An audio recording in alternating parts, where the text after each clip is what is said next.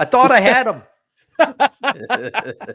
Welcome, everyone, to the part one of this very special edition of No Credentials Required, where you don't need a press pass to talk sports. We're proudly presented by Belly Up Sports.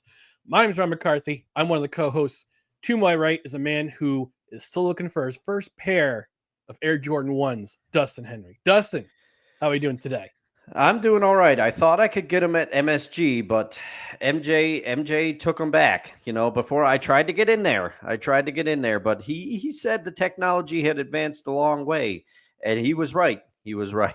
He stayed with the times, unlike other shoemakers. Yes. Well, if you hadn't guessed from the background, this is part one of a two-part series while we are on live hiatus for the first part of August. We're off from August 10th to August 25th. We will return on August 26th with more live editions. We want to recharge our batteries before the NFL season starts because NFL is a long season. But we want to do something that is kind of a retrospective on things past. So in this edition and the next edition, in parts 1 and 2, it'll be a two-part series. We're going to explore the 2020 docu-series, The Last Dance, that was put together by ESPN in association with Netflix. Before we dive into part one, before we dive into part two, episodes 1 through 5, because this part will be episodes 1 through 5. The next episode will be episodes 6 through 10. Mm-hmm. But we just want to remind people to please follow us on social media. Give us a follow on Facebook, Twitter, Instagram, and YouTube. Just search for No Credentials Required. You can also check out our other podcasts and written articles at bellyupsports.com. On the podcast side, you can subscribe to the podcast wherever you listen to podcasts, including Apple Podcasts, Spotify, Spreaker, Amazon Music, iHeart, TuneIn, our YouTube page, and on Podbean. And also, don't forget to hit that notification bell on Twitter and on YouTube, That way you know when live episodes go up. That way you know when announcements go up. And that way you know about show clips going up as well. On the podcast side, you can rate and review, leave a comment as well. 5-star rating is preferred. If you're on Apple Podcasts, Podchaser, or Good Pods, leave a review. If you're on Spotify, listen on Spotify, leave a comment in the comments section because that way you know we're listening. And don't forget to share, like, and subscribe on YouTube. Hit that notification bell. Also, if you're watching on the Belly Up Sports YouTube channel, go ahead and subscribe to them as well because that's where this production will be broadcast from. It'll also be available in podcast form on audio only. So like I mentioned, we're going to talk about The Last Dance, as you can see from the background. But before we get into episode 1, we want to do a little bit of a preamble about The Last Dance and what I'm actually going to do. Oh, yep. So, what we're going to do is do a little preamble.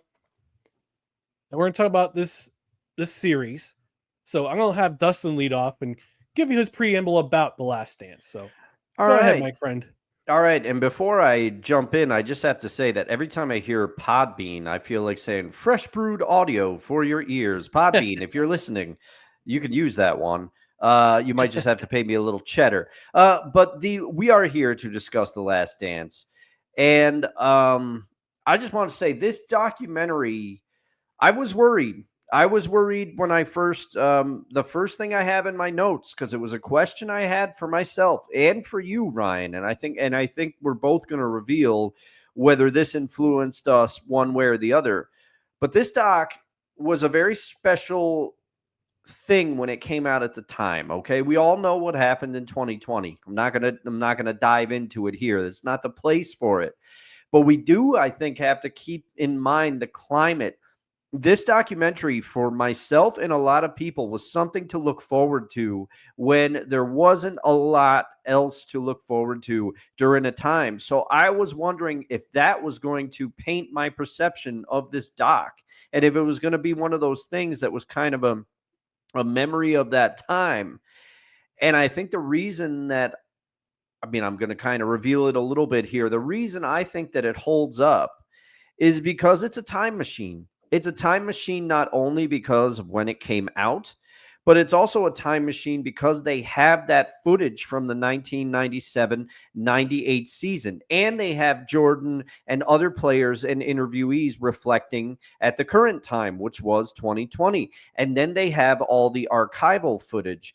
We all know that documentaries, they have archival footage from what happened, and then they have people doing interviews in the current time. But the extra wrinkle that this documentary has that gives it a real feel is it takes you back to a present in the past, a 1998 season as it is happening. It is not an AI recreation. It is not like pieced together audio. It is a full thing, edited footage from that time.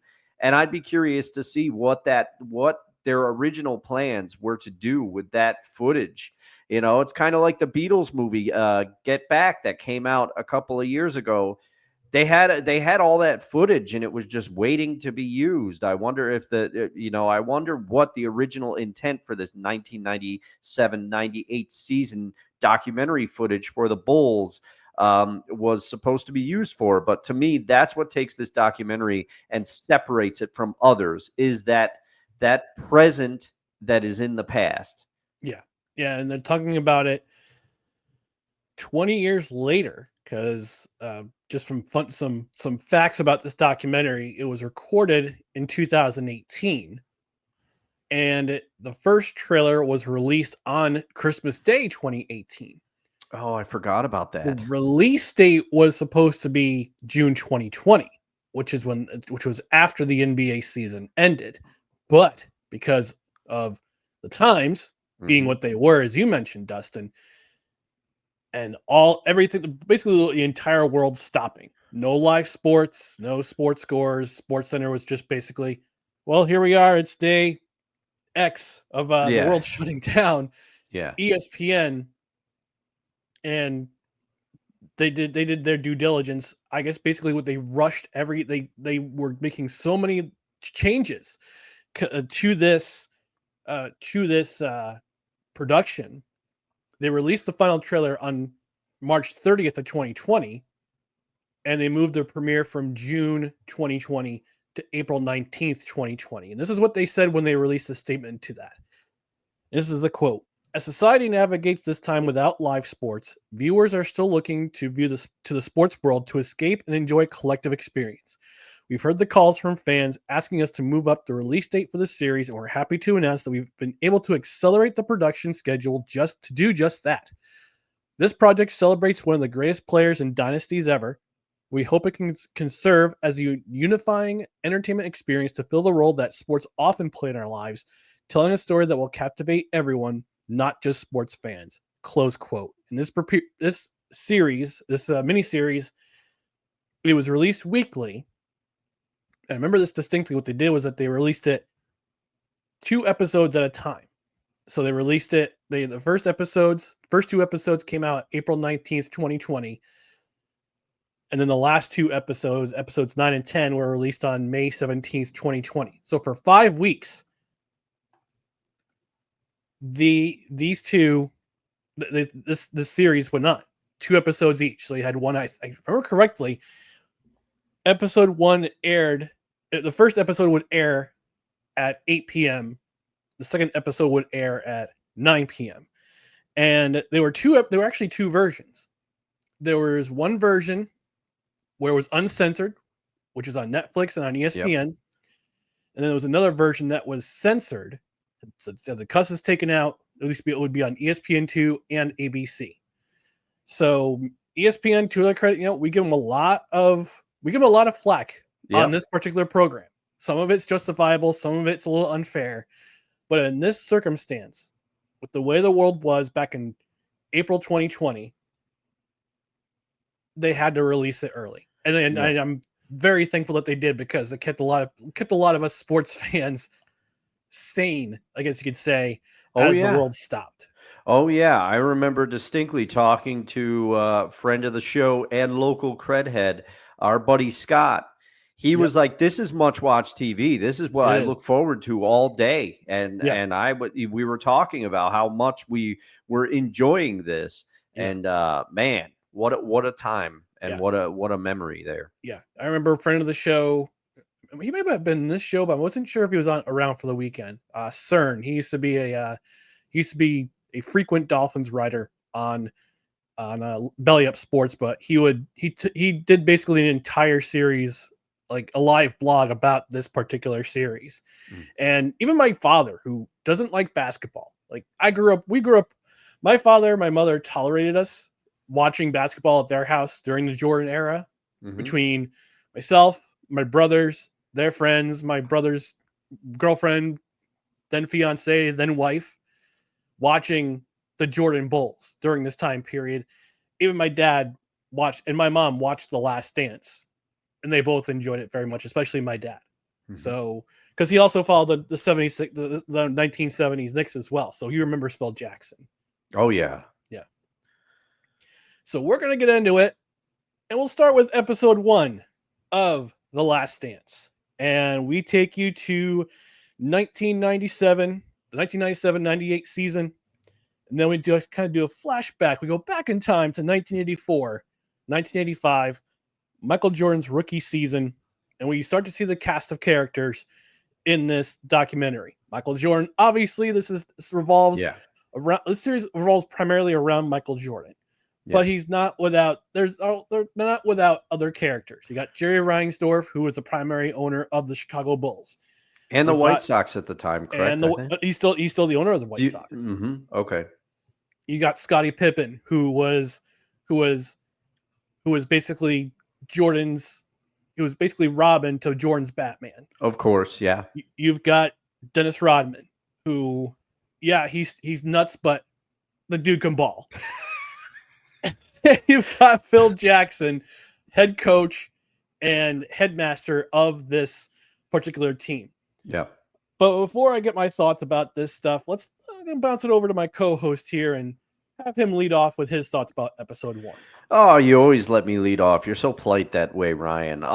So I kind of broke this down into a couple of things. Because I feel like part of what I love so much about this documentary, you just mentioned it, Ryan. Jordan is the sun of this universe. The world revolves around Jordan, but they also do a great job. They acknowledge Jordan's greatness, okay? And this reminds people of Jordan's greatness. There's a lot of kids out there that only know Jordan from a logo and a shoe, and they all found out, how good he was. This documentary, this beginning of the doc, does a great job of reminding everyone that he was a phenomenon worldwide. This was before the advent of the internet, majority of the advent of the internet and becoming what it is today.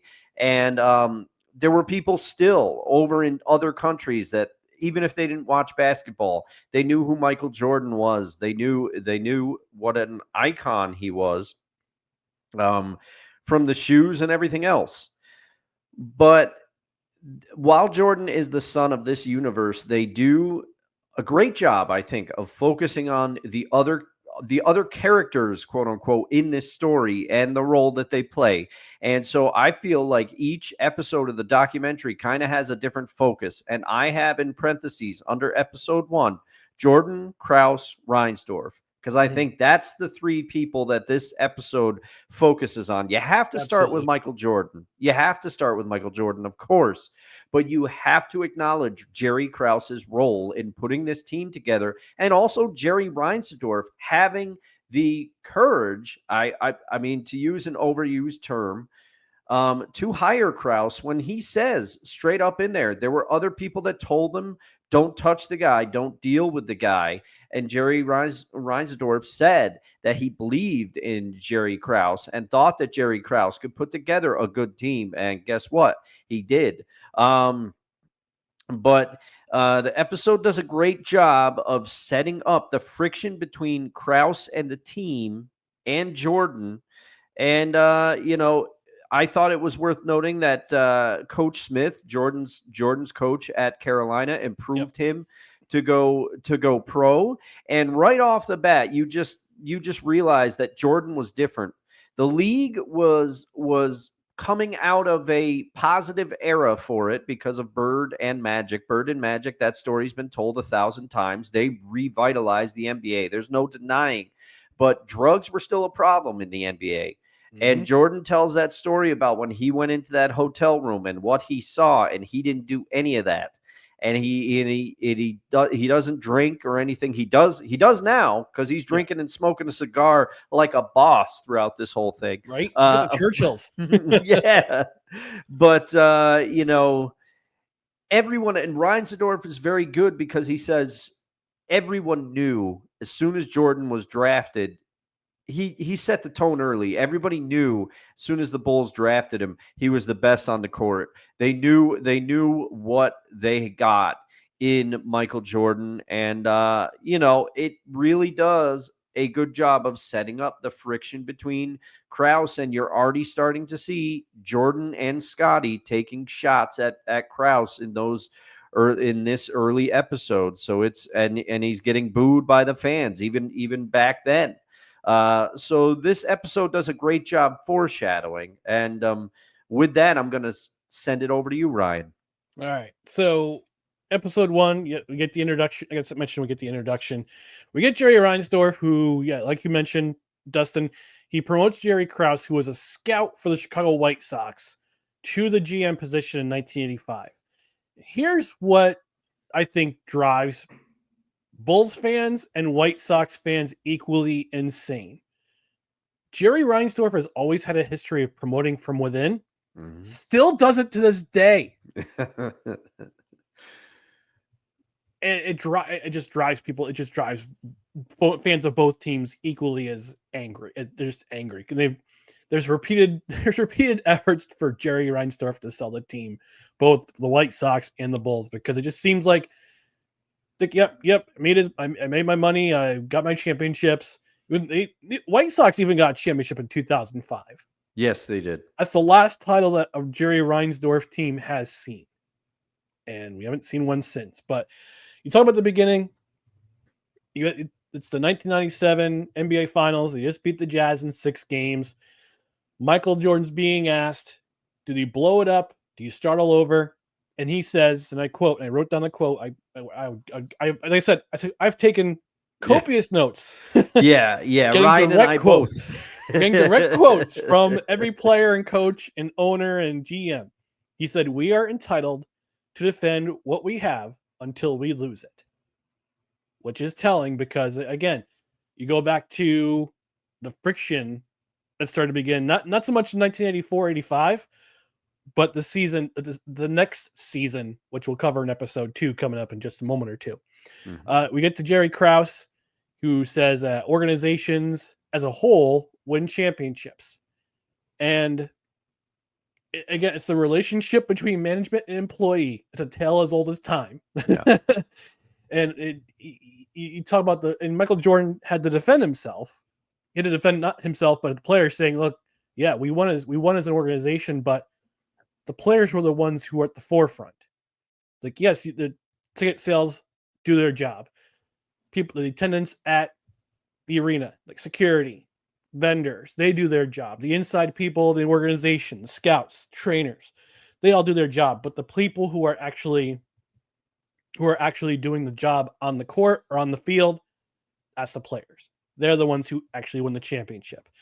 And they talk about how, especially Reinsdorf talks about how Jerry Krause was the nicest man you'll ever meet. I don't understand why they made fun of him so much, but he had his share of shortcomings, every person does. But a lot of times he was often and sometimes unfairly portrayed as the bad guy. Yeah. And Jordan, Pippen certainly had a lot to do with it because they were there for the entire time with the Bulls dynasty. Like, they're the ones who won all 6 rings with the team. So then we go flashback again to Michael Jordan's time at UNC. And they talked to James Worthy, who said, yeah, every time practice was over, MJ would bring me back on the court. I'm sweating. I just want to get out of there. I just want to take a shower and go to my class. MJ's bringing me back out there to play one-on-one. And he says, yeah, I was better than him for about 2 weeks. Yeah. Yeah. And I remember this quote too, and I audibly chuckled. And for those of you who don't know who James Worthy is, or maybe don't remember, James Worthy's a Hall of Famer. James Worthy is a he could ball. Okay. So it's not some person saying this that is like, James Worthy is one of the greatest basketball players to play the game, and he is saying this about Michael Jordan. Yeah. And it's interesting you talked about Dean Smith, coach of the legendary coach of the University of North Carolina. And they also interviewed Roy Williams, who's also equally as remembered as a great coach at UNC. The absolute balls that Dean Smith pulled off in 1982, the 1982 championship game, to give the final shot to a freshman, that takes balls, but it also notes that it also gives you an idea of how much Dean Smith, he as disciplined as he was, as harsh as he could be to get players to be their best. It just showed you the trust that he put in Michael Jordan. And that's what, and Michael said, Jordan said as much. In that instance, I went from Mike to Michael. And then Roy Williams saying a little bit later on, like he had an on and off switch. You could some players can just turn it on and off. Michael Jordan could never turn it off. He never freaking turned it off.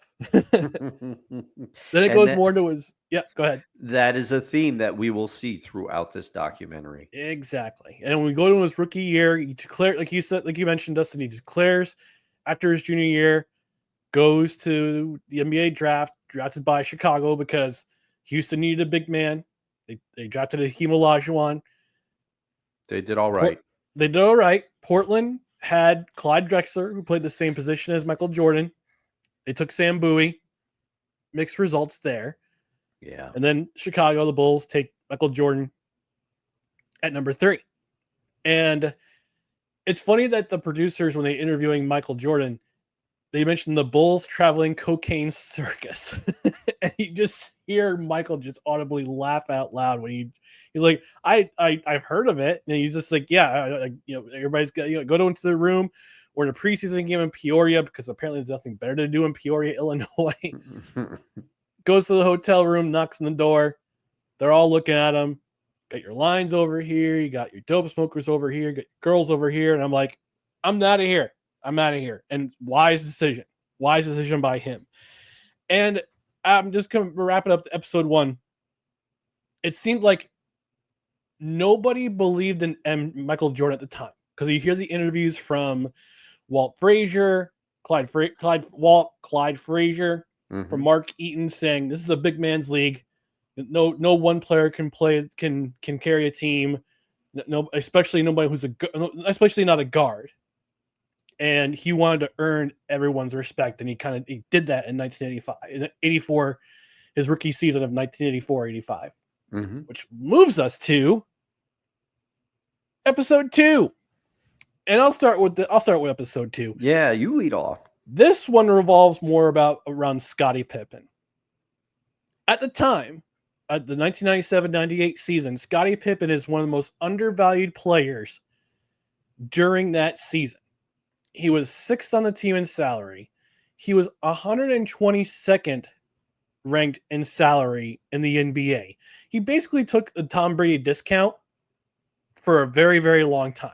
Like we've heard about the Tom Brady discount where he would take less money to bring players in or keep players retained in those Patriots days. And as soon as 2019 came along, he said, I'm going to my house to Tampa Bay. I'm getting paid money. Yeah. The last 2 years of my career. But they talk about his time growing up, having not only a disabled father, but also a disabled brother. Yes. And grew up with 11 other siblings in that house of his. He's like, yeah, we were poor, but we didn't care. Like, I just wanted to play basketball. So he goes to University of Central Arkansas. At that time, an NAIA team, now they're an NCAA team, Division I team, starts out as an equipment manager. Between his freshman and sophomore years, grows 5 inches Now he could play, but Yeah. even though he grew 5 inches, his skills did not erode. And he plays well enough that he's drafted by the Seattle Supersonics in a decision that did not backfire at all. Goes to the Chicago Bulls in a trade, and very much in the beginning, like Michael Jordan, wanted to earn the respect of his teammates. And you kind of see him, see him in the beginning with Charles Oakley. Charles Oakley's kind of giving him the business, trying to bullying him, just kind of playfully bullying him, just like, this guy's a rookie. He won't do crap until, this and that. But Pippen just wanted to earn respect. And when it came to his negotiation for his second contract in the NBA, his contract was lousy. Yeah. And Reinsdorf was begging him, don't take this deal. Negotiate for more money. But he wanted to take care of his family. So he kind of pinned himself in, put himself in a corner when it came to his contract because he wanted to take care of his family. And he heard his mom say, I bought my parents a new house, made sure that my brother got the care that he got, made sure my dad got the care he got. And what is interesting is that Reinsdorf was like, I don't renegotiate. I don't renegotiate. And what's interesting is that I recently watched the Netflix special about the American Gladiators. Yeah. And that Samuel Golden back in the day said, I don't negotiate. He took his dad's position and said, I don't renegotiate contracts. And it's no wonder that any of his players, they've never earned a long-term giant contract. If you're a Chicago Bull, if you're a Chicago White Sox player, like, nobody's had a giant contract. Then we fast forward to 1997-98. Scottie's out. Jordan has to be the voice. And we go back to his days as a kid where he would we talked about his cutthroat competition. He's been a cutthroat competitor since he was a kid. Then we come back to the 1985-86 season. 3 games into his second season, breaks his foot against Golden State, and he's out for a very long time. And thus we see the start of the tension between management and Jordan. He defies the Bulls' orders, goes back to college, starts rehabbing there, starts playing 1-on-1, then 2-on-2, then 3, then full 5-on-5, and they bring him back. They compromise, have him playing 7 minutes per half to start. 7 minutes per half. And he's balling. He's absolutely just going crazy. And as soon as that 7 minutes hit, burp, you're out of the game. Yeah. And I forget who it was, but there was a player that said he could be mid-shot and that thing was going off and he's coming out of the game. Yeah. Yeah. And then they get to the game versus Indiana where they have to win to stay in the playoff hunt. Jordan gets taken out. They still win the game. And it's John Paxson. We see him at foreshadowing of what he'll do in the future with the team. Like, he's the one guy who sticks around from those awful, awful Bulls days as a rookie all the way up till the 90s. In the playoffs, has the cuffs taken off him, gets unlimited playing time. Even though the Celtics swept them, they swept the Bulls, they had no answer for Jordan in any of those 3 games. Especially game 2, where he tells DJ, we're going to make this some merchandise. Where he tells Danny Ainge on the golf course the day before game 2, tell your boy DJ, I got something for him tomorrow. Yeah. Yeah. And he dropped 62, like 63 points. But that series kind of set things in motion for Jerry Krause to improve the team. They traded Charles Oakley. They brought in Bill Cartwright, which was, you could consider unpopular because Jordan and Oakley are still friends to this day. But Jerry Krause is starting to put the pieces together that put around Jordan. And it comes back to 1997 about whether or not a trade, Scottie Pippen would get traded. Reinsdorf put the kibosh on it. But then Pippen says he's so angry at Jerry Krause that he winds up demanding a trade anyway. So that's what I got for my thoughts, Dustin. What about your thoughts for episode 2? Well, surprising no one, as you mentioned very astutely, episode 2 is pretty much all about Pippen. They go back to Jordan in it, as they always do in this documentary, but episode 2 is very much about Pippen. And, Scottie in later years, he hasn't come off well. He's said some things that sometimes can come off as bitter and disappointed. And you start to see why in this documentary. Scottie Pippen, I have in bold writing, I have Scottie Pippen is cursed and blessed in that he played with Michael Jordan. Yeah. Because no one gives Scottie the credit that he fully deserves. Because if he didn't play with Michael Jordan, and we do see glimpses of it, we see it when Jordan rides the bus later in this series. We'll get to that point. But Scottie takes the team on his back. Scottie Pippen is more than capable of carrying a team, but he's not Michael Jordan. So it's always, yeah, but Scottie played with Jordan. Scottie played with the greatest basketball player of all time. That's what always, Scottie is always second fiddle. He always is the Robin to the Batman. But at the same time, Scottie acknowledges that he was very fortunate to play with Michael, and he and Michael got along very well. And what struck me is that Michael Jordan doesn't always, and we even see the evolution of it in this doc. He admits it, that he thought he had to do it all on his own when he was younger, and it was Phil. It was Phil that said, "Hey, these guys can help you." But he didn't trust them. But it seemed like Scottie was the one he trusted before he trusted everybody else, because he says he's very complimentary of Scottie in this episode, extremely complimentary of Scottie. And he said, it was a blessing for me to play alongside Scottie Pippen. And I do have the bit. I thought it was very interesting that Jerry Reinsdorf says to both, he says, as you pointed out, he says, I begged Scottie not to take this deal. And he also says, frankly, I thought Michael's deal was too long term. I thought he shouldn't have taken the deal that he took. But then he does say, I refuse to renegotiate. I will be upfront with my players about if I think they're taking a deal that is not beneficiary to them. But if they don't listen, he said, I don't want you to come back and complain. Pretty much is what he said. Yeah. But I thought it was interesting for an owner, and obviously this is a documentary. Obviously, hindsight's 2020. Did Jerry Reinsdorf really say that? We have no idea, but according to him, he did. And I thought that was interesting. And he said, and then it goes back to Michael for a while. You mentioned all the stuff about Scottie's family and the pressures that he felt at a young age to have to take care of his family. And I think it says a lot about Scottie Pippen. And you have that shot of his mother with his framed jersey. And she said, I know he loves me and I love him. And, I thought that was just a touching moment. But Michael credits his brother, Larry, for shaping his competitiveness, that maniacal Jordan drive that we're going to get into over the course of this whole documentary, different examples. And you mentioned the time with Danny Ainge on the golf course.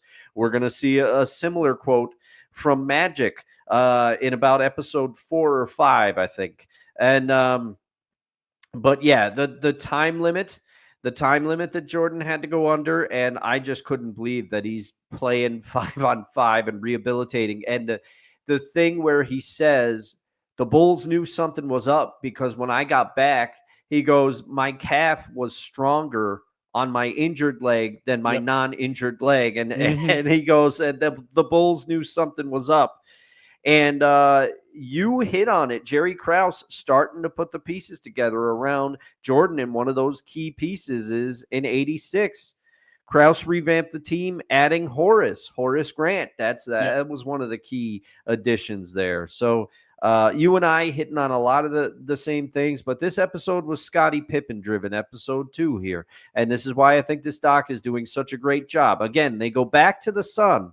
They go back to the sun repeatedly, but they keep bringing in the other planets involved. All right. So that leads into episode 3. For this episode, yes, Jordan is the sun, but the other planets are revolving around him. And this one focuses primarily on Dennis Rodman. And Yes. I'm going to let my co-host cook first on this episode. All right. Well, the thing is, Rodman, like you said, and I think he would enjoy that quote. He would say, he would probably put that on a poster. He's nuts, but he can ball. Yep. Ryan McCarthy. But Rodman, right at the beginning of the episode, he's talking about his importance to the team. And he says, I'm the one that goes out there. I'm the one, I can do the dirty work. I want to go out there. I want to get scratched. I want to get clawed. And he breaks down, which I've seen this in other documentaries too, whether it be the Bad Boys, the 30 for 30 about the Detroit Pistons. Rodman breaking down how he knows where the ball is going to come off in a rebound. That's something I could listen to all day. That is to see him break that down. I never get tired of it. It is amazing. Mhm. It is a level. Dennis Rodman, you can say a lot of things about Dennis Rodman, but Dennis Rodman, when he is locked in to play, he is a key cog of this Bulls team. And the thing I have is Dennis talks about his own importance to the team. I don't think he is wrong.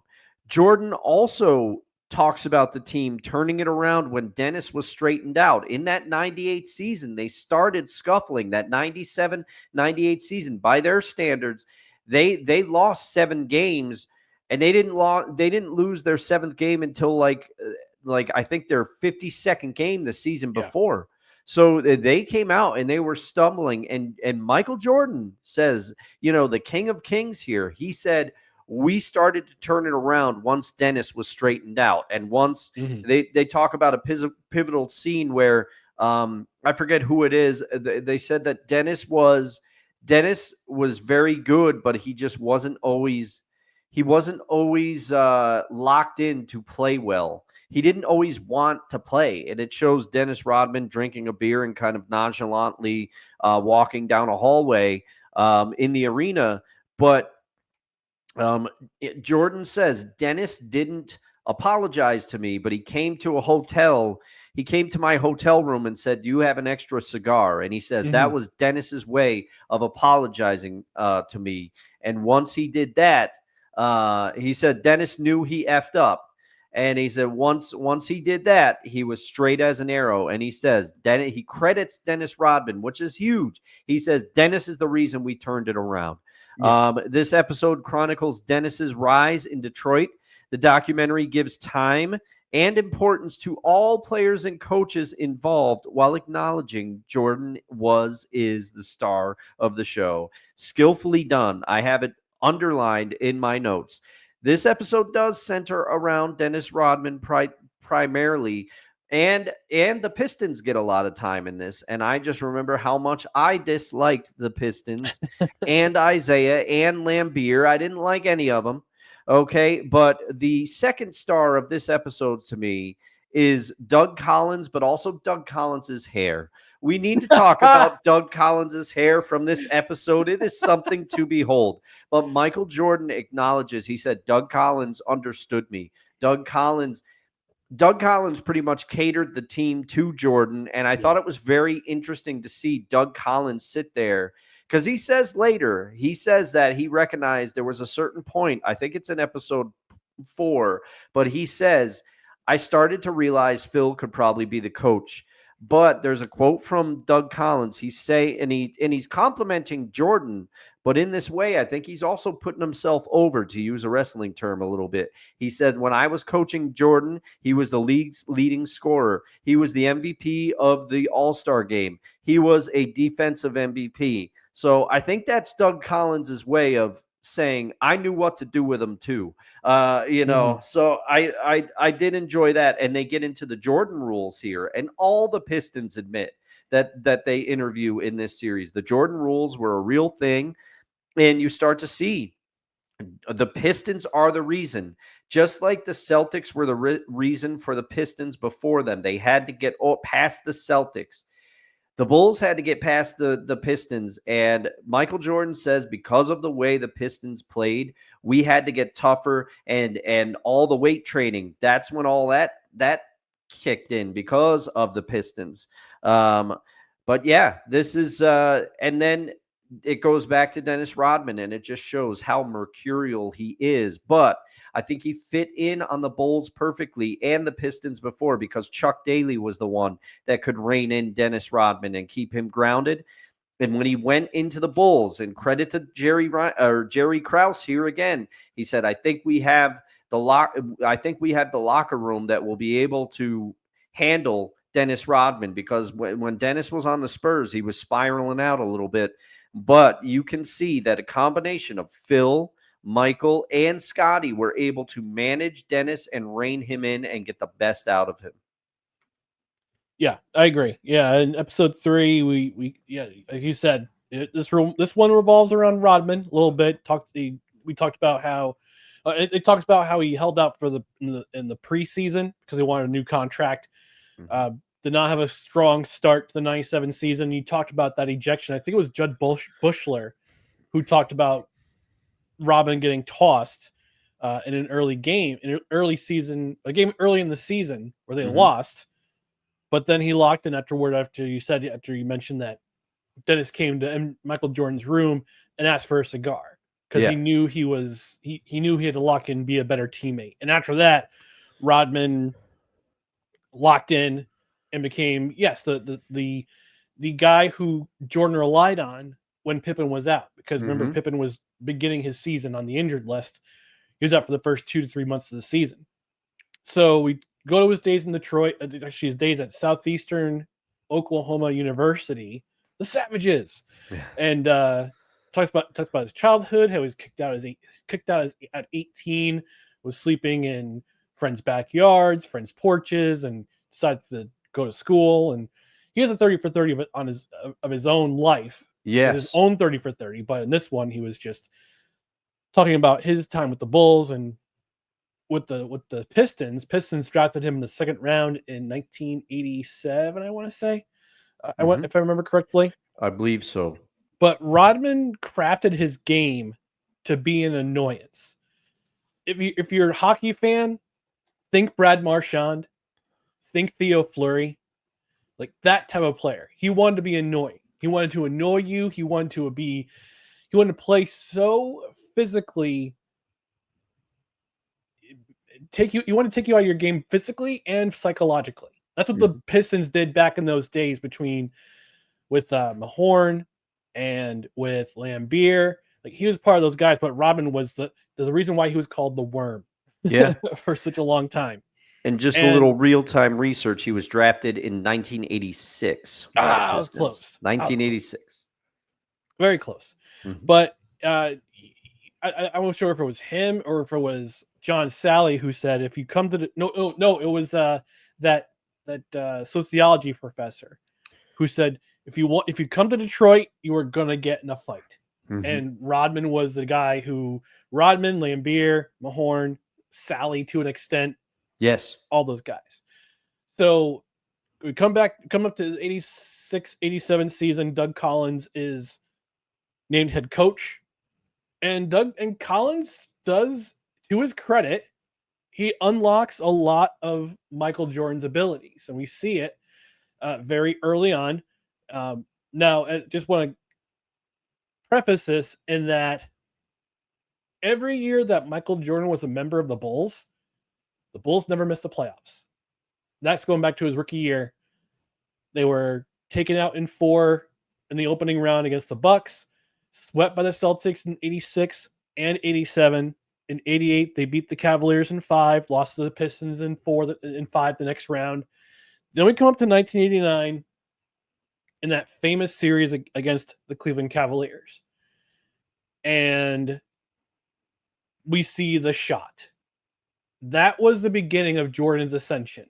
This was the beginning of not only Jordan's ascension, but it was also the beginning of the Bulls taking their first steps towards ascension into the upper echelon of teams to talk about in the NBA and the Eastern Conference, because that back then it was, we talked about how in Michael Jordan's early days when he was drafted, he just said, I always want Chicago to be respected. I want to be at the same level as the Los Angeles Lakers, the Boston Celtics, at the time, the Philadelphia 76ers, when they had Dr. J, Moses Malone, and those cast of characters. So '89, they get past the Cavaliers, and that famous shot. They beat the Knicks in 6, and then come up to the Pistons, and that's when you see the Jordan rules being established, because the Bulls had actually taken they tied the series at 2 apiece. And then games 5 and 6, that's when the Jordan rules went into effect. Because not only was it a physical beating, but it was a psychological beating too. And then we come up to Rodman, his breakdown in Detroit, his you could say awakening in San Antonio. Mm-hmm.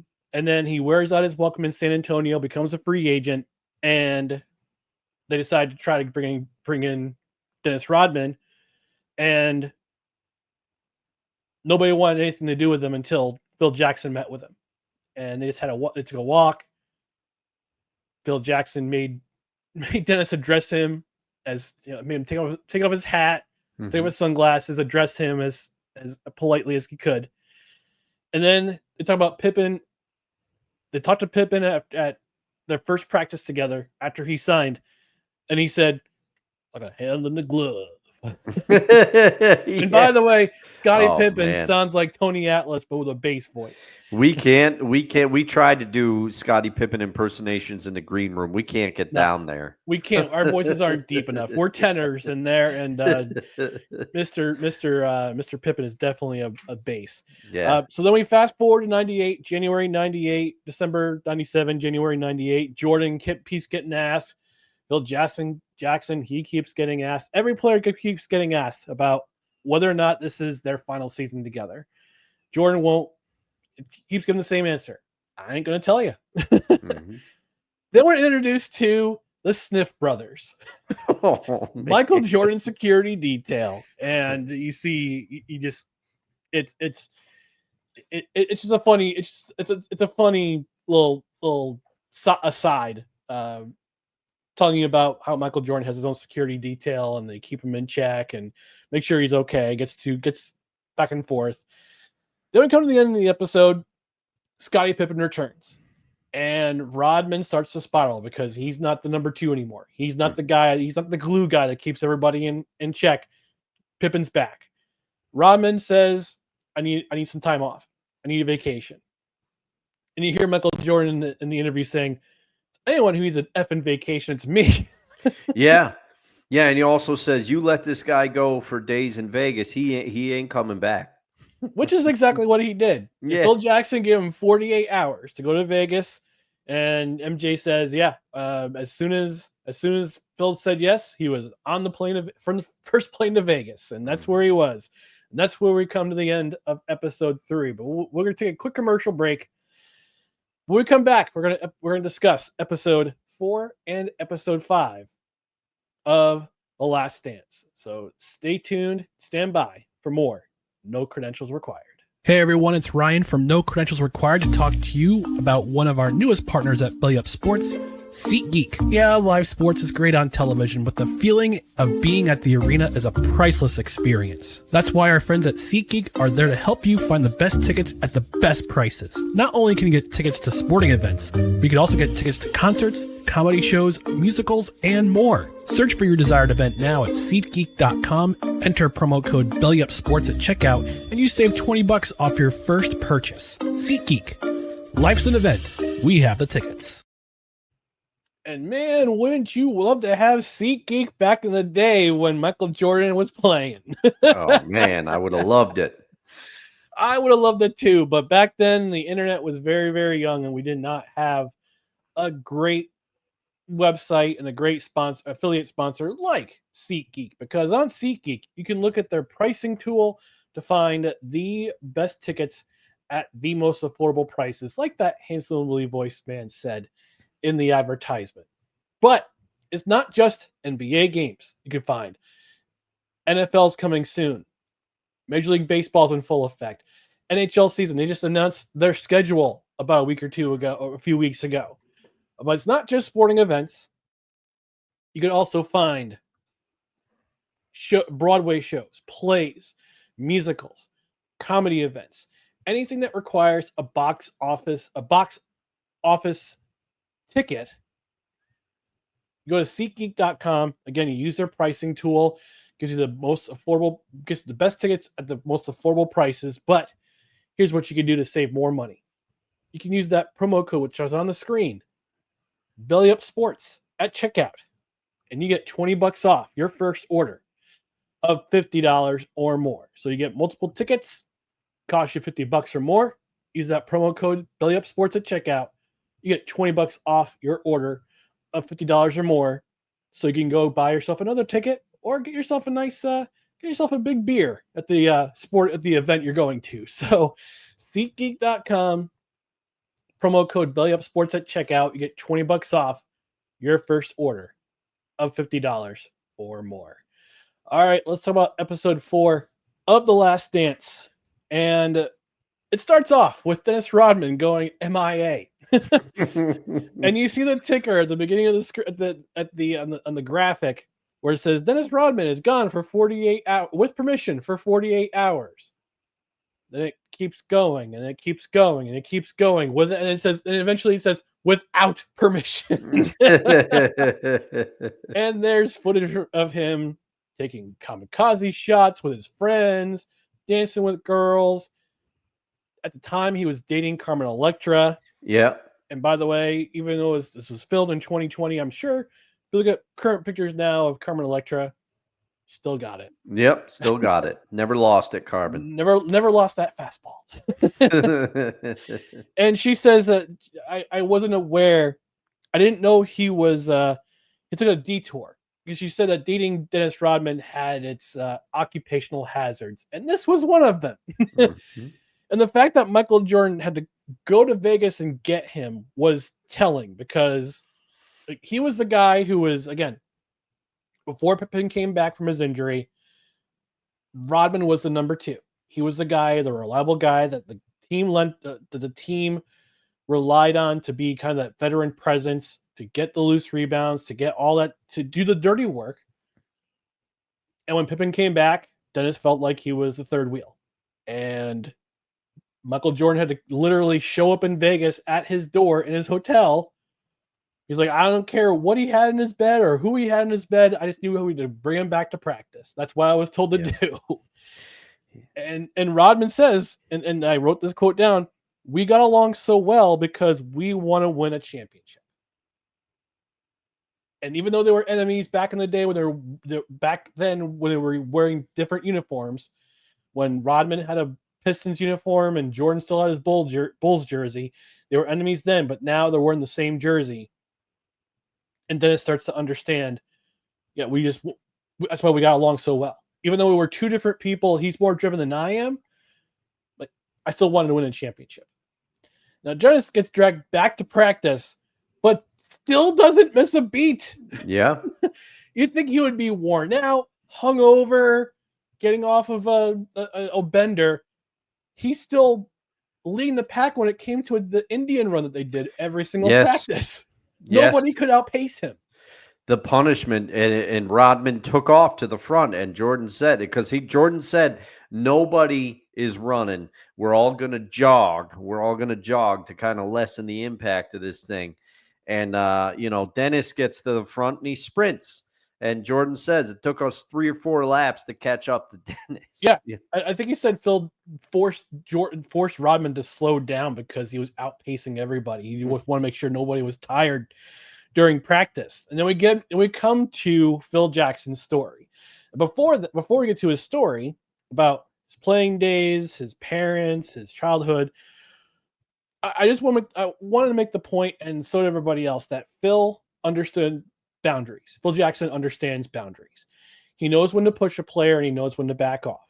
Yeah. And it just talks about how he and Dennis Rodman had this relationship together, that the relationship as a coach and a player, how they were both very big enthusiasts of Native American culture, and that very similar to Phil Jackson, Dennis Rodman was very much a backwards walker. Like, he was the guy who was kind of the oddball, kind of the misfit, but he was still part of the tribe. And then the players talk about how Phil brought in not only Native American, but also Zen Buddhism philosophies to get everyone to play as a unit. Then we dive into Phil Jackson, life playing basketball, first at the University of North Dakota, then with the New York Knicks, going to 3 NBA championships, winning 2 titles. Then his time in Puerto Rico as a coach, being up to the CBA with the Albany Patroons, where he won a championship with the Patroons. Shout out. Shout out to Albany. Shout out to the Albany Patroons. Then he goes to the Bulls, but hired as an assistant coach that eventually becomes the Bulls head coach. And he's introduced by Tex Winter to the triangle offense. And at the time when Doug Collins was coaching the team, he predicated the offense around Michael Jordan. But with Jackson being hired as the head coach, who would be basically the head coach in waiting, and like you alluded to in episode 3, Doug Collins had this sense of, yeah, Phil Jackson's going to eventually take over for me. And he did. 1989, he was let go. 1988, he was let go. 88, 89, Jackson's made the head coach, and he wanted to implement the triangle system, not to punish Michael Jordan. He had to make Michael Jordan understand this system's not implemented to punish you. This system is implemented to take the pressure off of you, because all the guys, every defensive player, every guy who doesn't have the ball on the other team, they're all focused on you. And I want to take the pressure off of you. And I want the team to I want you to trust your teammates. And like BJ Armstrong would say, if Phil Jackson allowed everyone to take as long as they could to adjust to the triangle system. And it worked. And it got them all the way to the, we talked about the shot in 89, which led them to the Eastern Conference semifinal. They beat the Knicks in 6. Now they come up to the Pistons, tied up at 3 apiece. Then we have the migraine game. Yeah. Poor Scottie. And he's basically immobilized. Like, yeah. if you've had a migraine, you know this feeling. I've certainly, I felt nauseous, and I felt like I didn't want to move, and it's awful. Migraines are awful. But Michael, at the end of that series, he mentions, I hung out with my dad, and I cried for a long time. I cried for a long time after the game, and I just got tired of taking punishment. And he incorporates weight training as part of his off-season workouts, and he's pushing his teammates to do the same thing. And then we come up to Pippen, who, after that migraine game, we realized that his talent is still kind of raw, and his ability is kind of raw, and Michael Jordan drove him to be excellent. And then goes fast forward to the 91 Eastern Conference Final, where the mental and physical game got put in reverse. From the Pistons, the last 3 seasons, they had taken that punishment from the Pistons, and they put it on them, and they absolutely slapped them in a sweep. And Isaiah Thomas talks about the walk-off. Michael Jordan, of course, is very dismissive of it. Oh, yeah. And then we go into the NBA Finals. They meet Magic Johnson and the Lakers. They lose game 1 in a very close game. Michael Jordan puts on a click in game 2. They switch up, and they put Pippen on Magic, and he's absolutely shut down. Bulls win by 8 in game 3, win by 15 in game 4. Game 5, it's a fight to stay alive for the Lakers. But then we see Michael Jordan's finally putting trust in his teammates. And we see John Paxson go off in the 4th quarter, where he says, everybody's going to focus on me, and I'm just seeing Paxson open, and he's nailing shot after shot after shot after shot. And that's their first title. And then we follow all the way up to 1998, and Jerry Krause is still stirring the pot. I'm going to trade Pippen. I'm going to trade Pippen. Actually, no, he says, basically this is Phil's last season. I'm standing by my word, and we're going to blow it up after this season. And you hear Hubie Brown, who is with TNT at that time, and I wrote down this exact quote. And I'm sorry I'm taking up all the time here. No.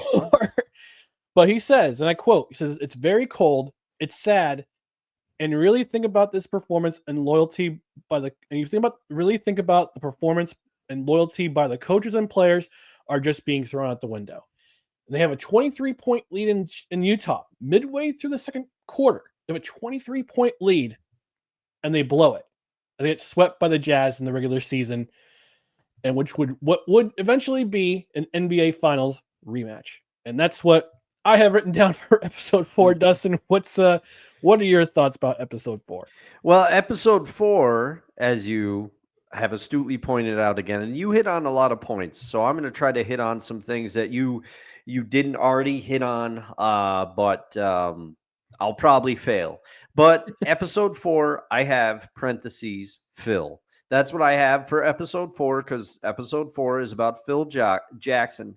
And as you mentioned, it shows the bond between Dennis Rodman and Phil. And it says, I have Phil was able to manage the team and egos. As you said, Phil, very skilled at knowing when to give a player some rope, when to push back on him. He was very observant about the personalities of his players. And Phil was able to, he embraced different because he is. I think that's what the episode did, is it did a good job of like kind of painting Phil as like he had a different philosophy and he was a bit of an outsider, had a different perspective, a different way of thinking perhaps. So I have he embraced different because he is. The triangle offense and Phil's insistent on using it is what put the team over the hump. Doug Collins' system revolved around Jordan. Phil wanted to get others involved so defenses couldn't just focus on Jordan. He eventually embraced it. And as you pointed out, they won. This is where they finally get over the hump against Magic Lakers.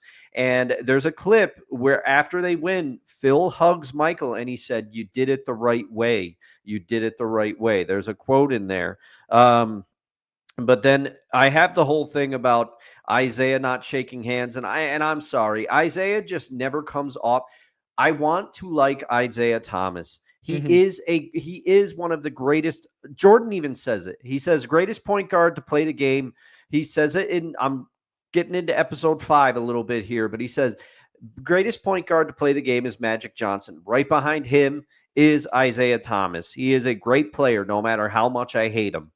And the thing is, I think a lot of people feel that way about Isaiah. And Isaiah, even in this, it comes back. Pistons not shaking hands.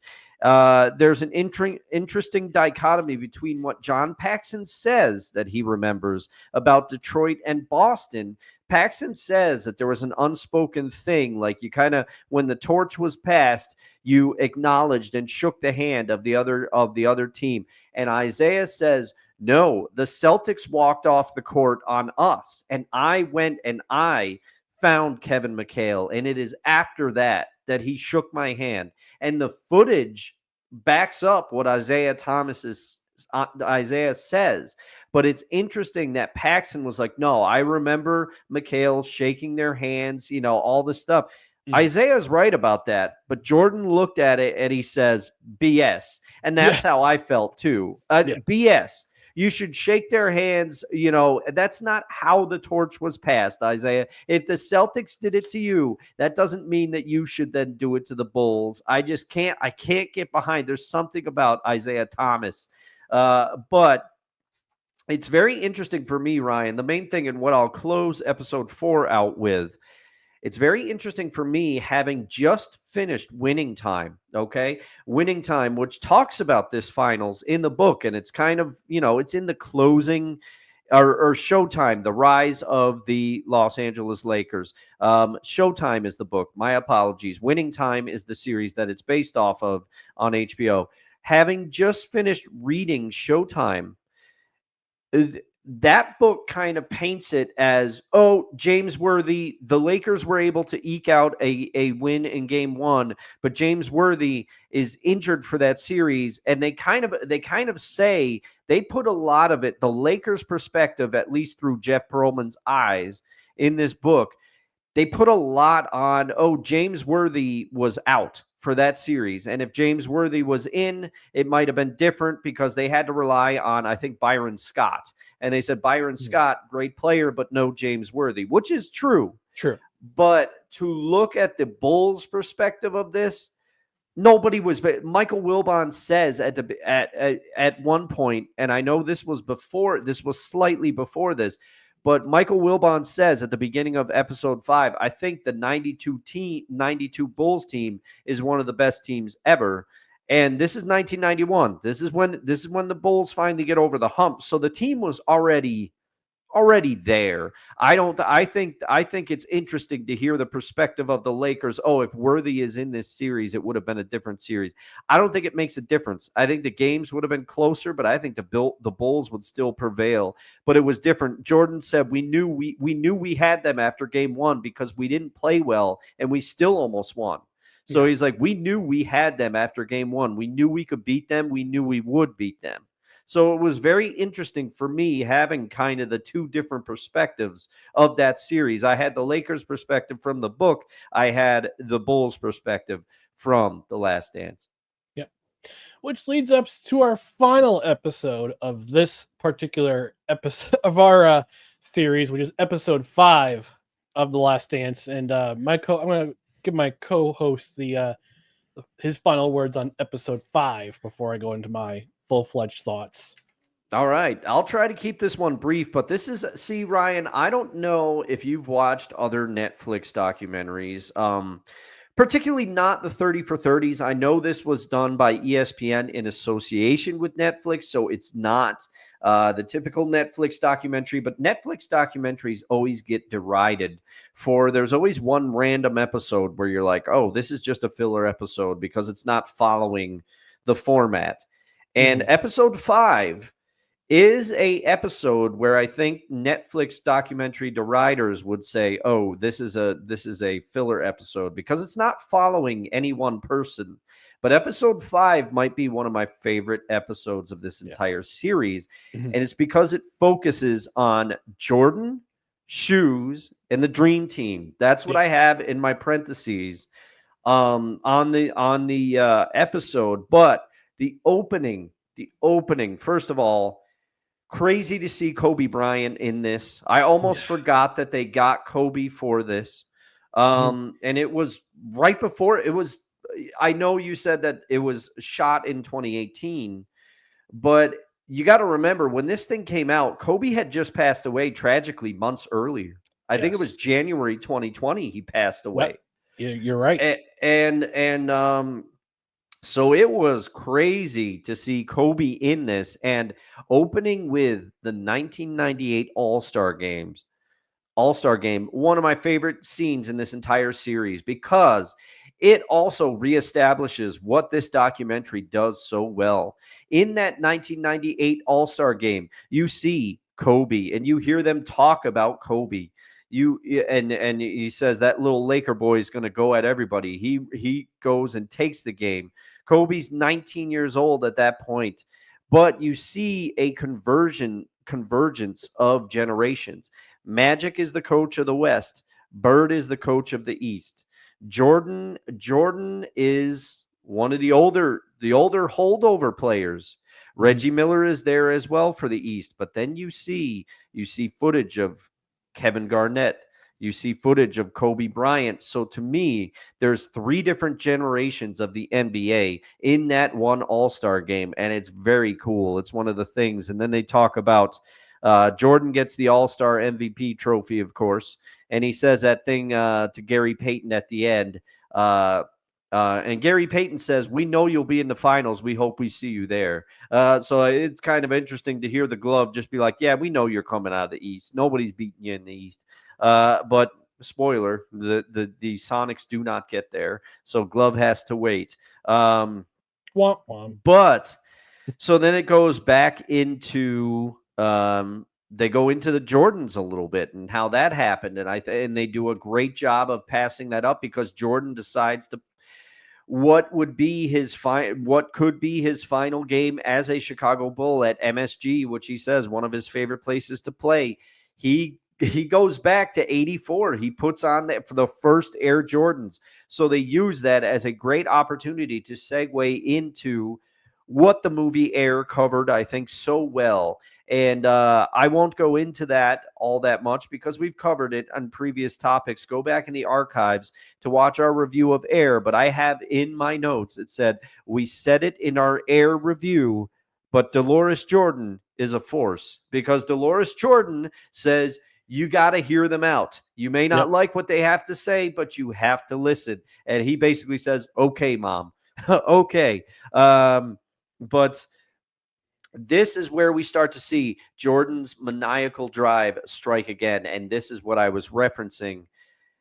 Magic said he was covering the finals that year because it flashes back to I think 92. And that's where we get Wilbon's quote about the 92 Bulls might have been one of the best Yep. teams ever. Was the best of the 6 teams that won the championship. Yeah. Yes. And then apologies, thank you for correcting me there. But That's what I'm here for. then we get this is where you start to see Michael Jordan was different.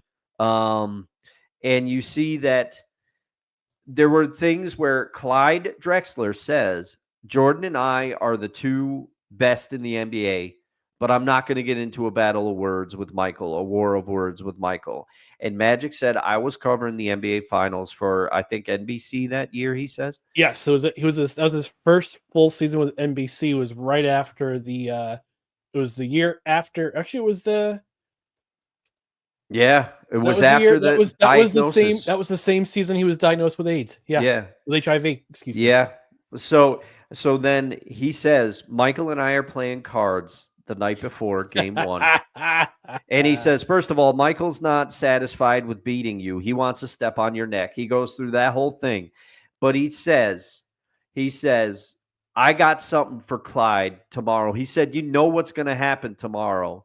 He goes, I'm going to go at this dude. Yep. And Yep. and then Michael Jordan basically says, I'm not going to say that Clyde wasn't a threat, but the comparison between he and I, he goes, the way I was playing at that time, I took it as an insult. And he said, I went at Clyde every chance I got. And you could just see Jordan's goal was to humiliate Clyde. And it's reinforced again later in this episode where they get into the dream team. And Scottie and Michael make it their mission to humiliate Tony Kukoc because Jerry Krause was negotiating with Tony Kukoc when they hadn't given Scottie more money yet. And it was a whole. So that, again, it's that dynamic between Krause and Jordan and Pippen specifically that just it's part of the overtones of this whole documentary. And that is where my quote and my headline come from, because when they're lighting up victory cigars after they beat the Lakers, Jordan says, you didn't play, Jerry. You can't smoke that. Like it's always there. And then it goes into the practice about the dream team. I love seeing footage of that practice. I never get tired of it. And, the tension was real, and they go into a little bit of why Isaiah Thomas was not on the dream team. And I think it's good because everybody likes to pin that on Michael Jordan, but Michael Wilbon makes the point. He says, by this time, Jordan had had his things with Isaiah. Bird had his thing with Isaiah. Pippen had his thing with Isaiah, and Magic had his thing with Isaiah. He's like, that's half the team. They did not want to play with him. But people like to put it on Michael Jordan because Michael was very vocal about his dislike for Isaiah Thomas and still is to this day.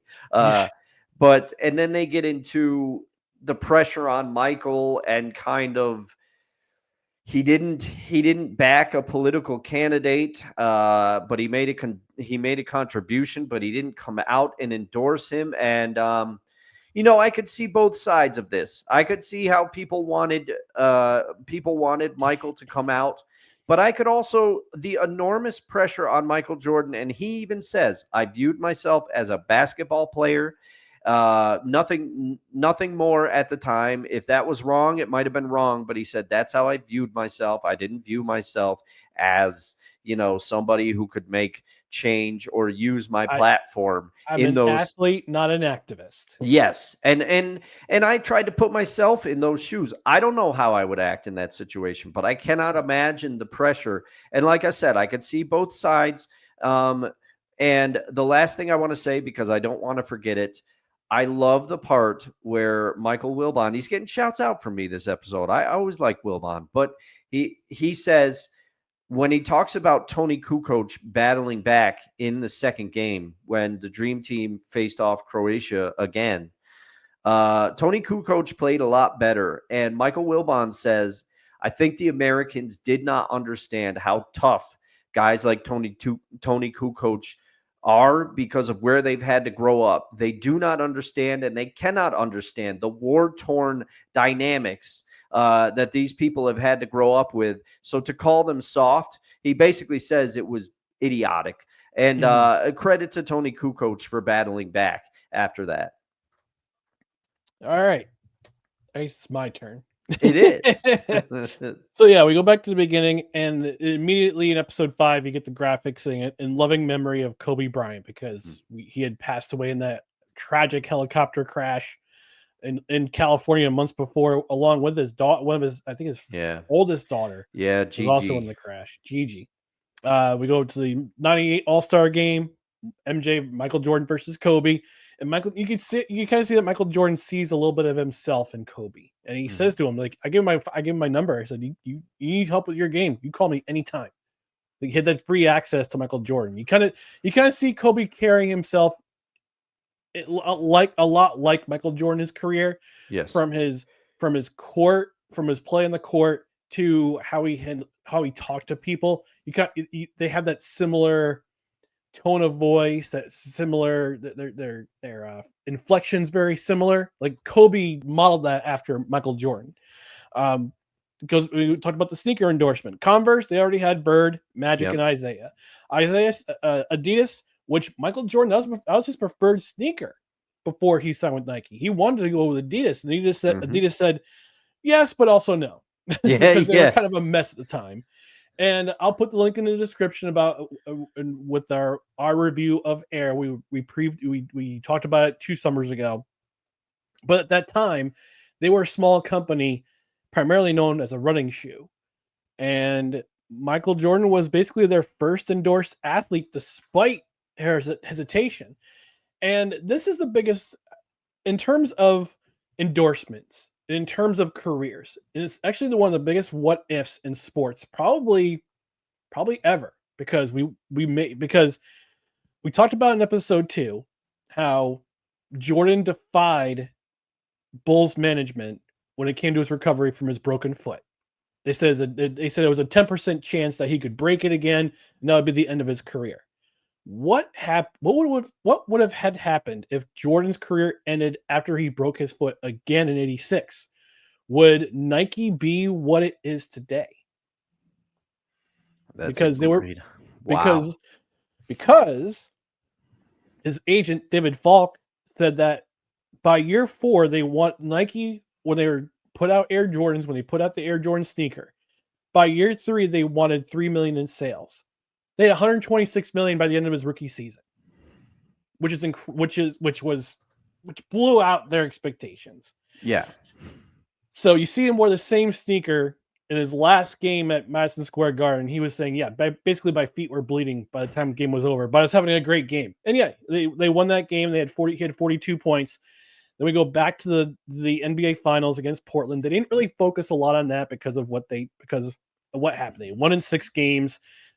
Primarily the focus was on game 1, where he scored 35 first half points. He had 6 3-pointers. Based on what he said to Magic in his card game. Yeah. And I wrote down the exact quote. It says, what's going to happen tomorrow? I'm gonna give it to this dude. Yeah.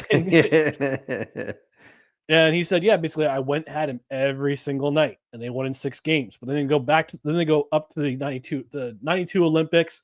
NBA players are allowed to participate because USA Basketball felt that they were humiliated in the 1988 Olympics when they won bronze. They won bronze. They got beat by the USSR. And at that point, the USSR was no more. So that matchup kind of got canceled out after that ended. But you talk about Isaiah Thomas being left off the first dream team. And as you mentioned, it was not just Michael Jordan, but Magic, Bird, Pippen, like those guys hated Isaiah Thomas, and they probably couldn't coexist in the same room or in the same uniform with him in there. And you mentioned the dream team, the practices, the camaraderie, the Team Magic versus Team Michael in Monte Carlo. Magic Johnson's team is up by 8. And Magic says, "Hey, where's MJ? Where's the old MJ? I want to see that. I want to see that guy." And he scores 10 consecutive points, and they're up by 2. And Magic's getting angrier and angrier and angrier. That was one of my favorite parts. He said, I said, hey, you better turn into Air Jordan or we're about to blow you all out. And then Yep. he goes, why'd I say that? Yeah, because everybody it was a tense practice, and they get in the bus, and they're there's a lot of attention, there's just silence, and then Magic says, I should have never opened my big mouth." And after that, it was supposed to be Magic's team, but after that practice, it was Jordan's team. Yeah. And then you alluded to Tony Kukoc and Croatia, and how Pippen and Jordan locked him up in their round robin game, and they blew him out of the water. And it's interesting that Kukoc had made more in Europe than he did his first couple seasons as a Chicago Bull in the NBA. He was making millions. I don't know what kind of contract he negotiated or tried to negotiate with Jerry Krause and Jerry Reinsdorf, but you find out that Krause is negotiating with Kukoc's team while Pippen is signing that god awful contract that he was locked into for so long. And they alluded to it. They said it wasn't so much about that game wasn't so much about making Kukoc look bad more than it did making Jerry Krause look bad, because they wanted to figure out this was a bad decision. Mm-hmm. They did the rematch in the gold medal game, and Kukoc played a lot better. He earned Michael Jordan's respect, which was the biggest. I think it was the biggest takeaway from that. The flag controversy, where Michael Jordan covers the Reebok logo with the American flag. And you hear a familiar name.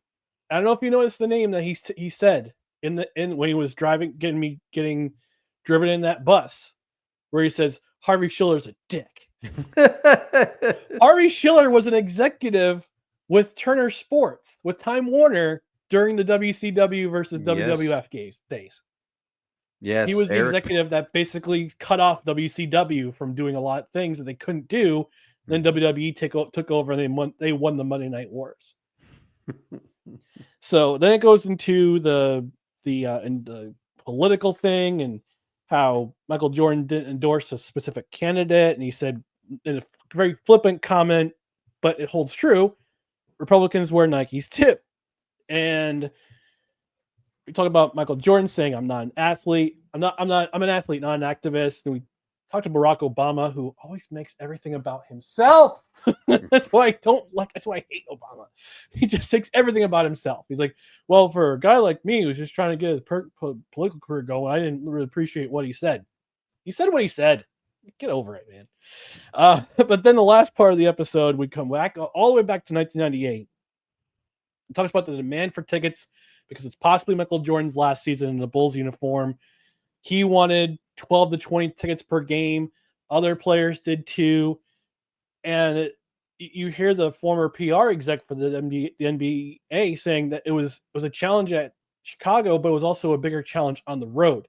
And he had his final game in Atlanta against the Hawks. It was moved to the Georgia Dome on purpose, and they had 62,000 people attend that game because they knew a possibly Michael Jordan's final game in a Bulls uniform. And that's where the episode kind of ends. We see him lacing his shoes at the Georgia Dome in his final game as a Chicago Bull. We don't talk about the Wizards years. We could, though.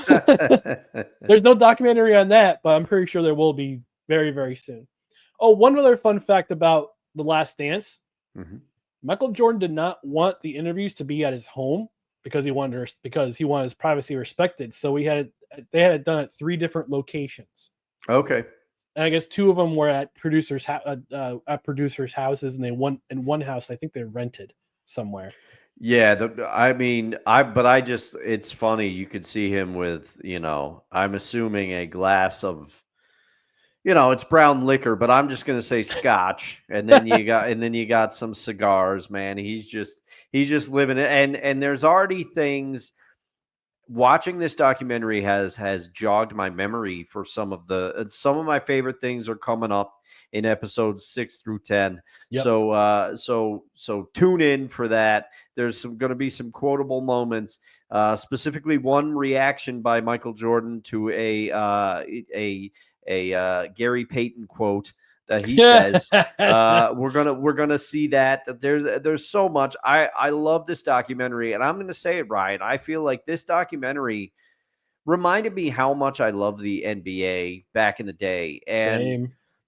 I'm kind of hoping to find that magic again. The game is different now, but I want to give it another chance next season to really grab me, because this is just reminding me how much I enjoyed it back then.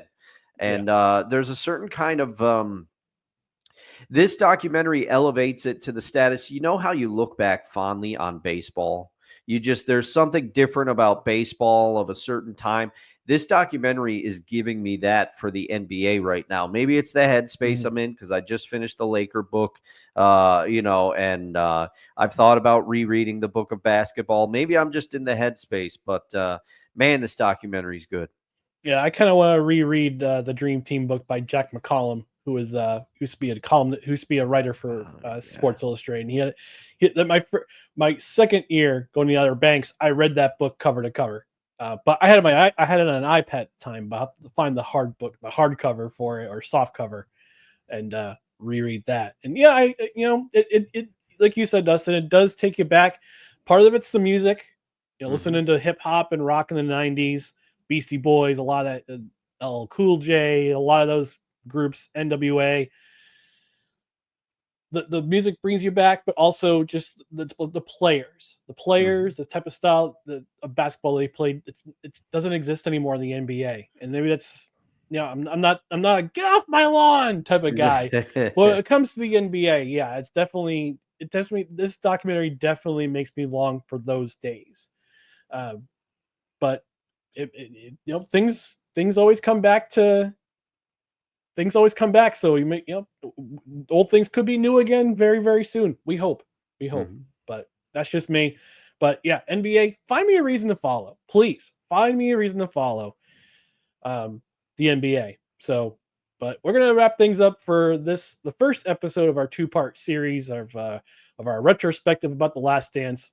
But before we depart, just a reminder to follow us on social media, on Facebook, Twitter, Instagram, and YouTube. Search for No Credentials Required.